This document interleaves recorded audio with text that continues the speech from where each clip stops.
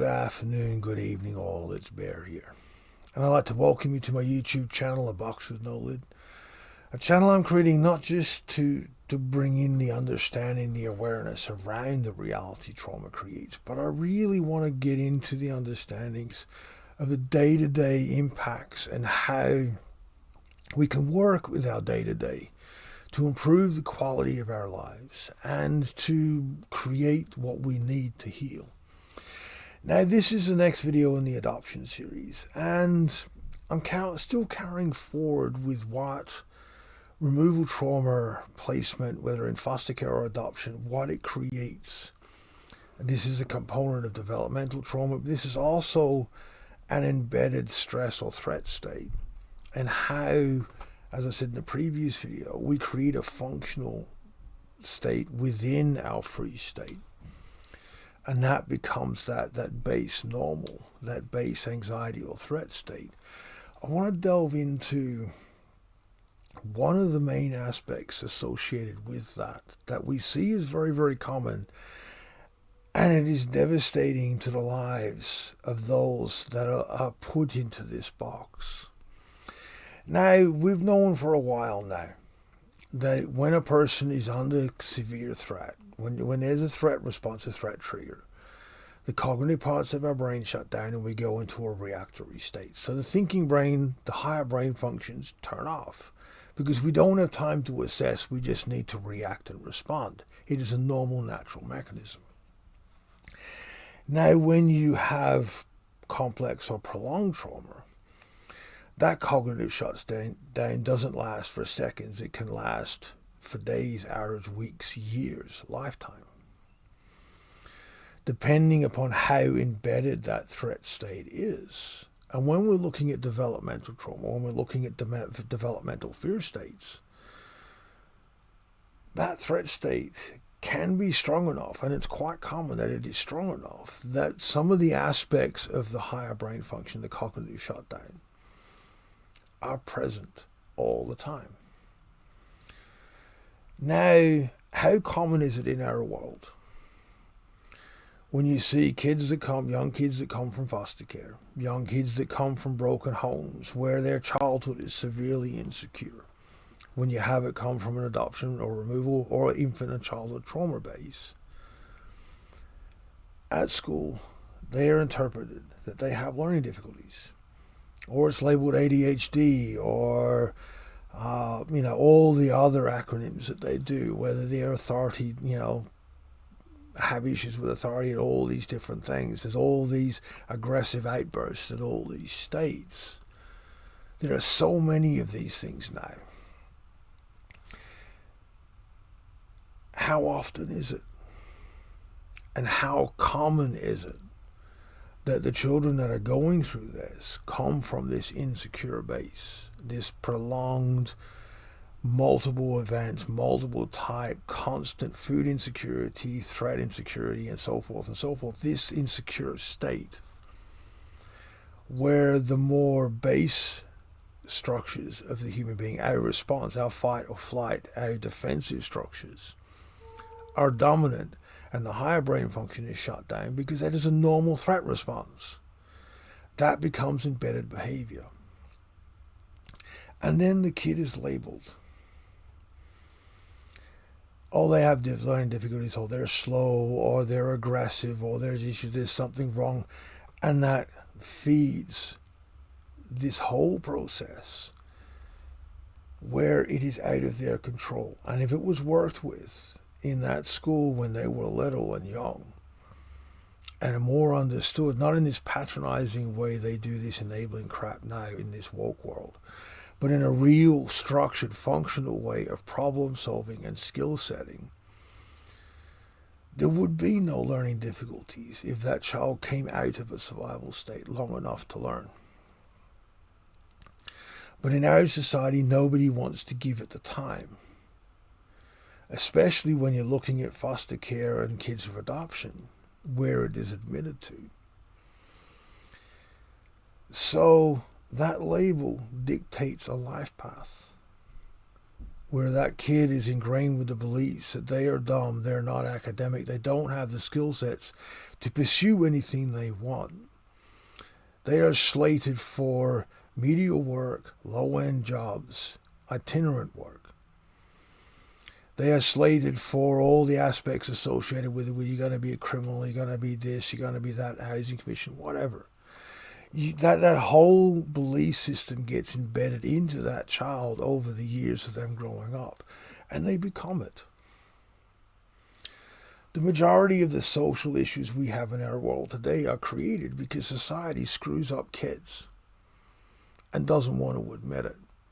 And in the world that is adoption and foster care, that is more common than not. So an understanding for all of us adoptees and all of us who have gone through this, the foster care system and prolonged placements and all the stuff that we went through, all of us, the learning difficulties created, the struggles we had to overcome, those that successfully did. And I'll do another video on those that actually are able to break through. Some of the price tags I've seen come with that. But in this video, I want to stay pretty much on the topic around the understandings around what threat response triggers and how developmental trauma becomes an embedded response and how our society responds to that embedded response, creating a life path that lessens everything that child has, or that child has to fight so damn hard to try to break out of that box that they have to sacrifice so much of who they are along the way. And that's what this video is about, what I'm trying to bring this understanding to. Now, to work with it, if we're out of a heightened threat state, the cognitive functions come back. If we're we're in a safe enough environment and we're taught the skill sets to interpret new information, we come out of that state, the cognitive brain comes back online and we can learn. The more we work with creating a safe state, a safe place, and this is not isolating, this safe place has to involve people. This has to involve life skills and associations. We have to heal attachment trauma. If we can do that, we can overcome the embedding of a threat state and the embedding of its responses to the degree where that child can grow up and have the skill sets and the skill resources to build whatever life they wish to build. If we can educate or remove those people that refuse to change their point of view on children that have come from a situation that they didn't create, and will label them and embed that labeling, we can create a better structure for children that need to be removed because of their own safety, regardless of whether it's for foster care or adoption. But we can also create the understanding of those of us that live it, that the learning difficulties we had were as a result of an embedded fear response and threat response. We're not stupid, we're not dumb, and we're not uneducatable. In my life, I was written off so long ago. I don't have letters after my name. People ask, well, how do you learn so much? Because I'm trying to find my own answers because nobody will teach me. And that's what so many of us have to do. Some of the greatest healing techniques and understandings and breakthroughs in the world of healing trauma and understanding trauma come from people that have gone through hell to learn it. And I was recently listening to talks given by a forgotten Australian, a foster care, a guy who went through the system here, who gave evidence at royal commissions into child sexual abuse and so forth and so forth. The stuff this guy was coming up with in the base of explaining the aftermath would rewrite how psychology views trauma when you're looking at child abuse. But nobody would ever give him the time of day. these things, when you come from a lived experience, when you come from living it, we know its impact because we live it. We find the solutions because we find what works. And that's part of why I created this channel, is I want to put what I've learned out there. Regardless of whether I get 10 views or 10 million, I don't care. I just want this whole record of everything that I've learned and the understandings that I've created and have seen, witnessed, or experienced, so that at least it exists and it's out there. That's why I'm doing this every week. We're not dumb. When we're in a threat state, we will have difficulty retaining what we learn. We will have difficulty learning. We will have difficulty reading. All these processes are a part of a threat response. If we work to heal and create a better environment to deal with that threat response, all our learning abilities will come back. That's the only message I've got for this video.